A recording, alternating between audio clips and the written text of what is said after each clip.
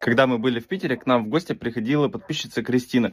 И она подарила много всяких игрушек, как мне, так и Гоше, там всякие вкусняшки. А еще она принесла вот такую вот шишку. Их было 2. Сейчас мы с Гошей распакуем и попробуем, посмотрим, понравится ему это или нет.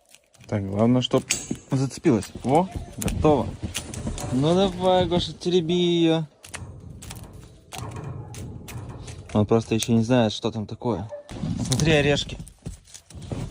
Смотри. Пошли, иди сюда. Вот так вот.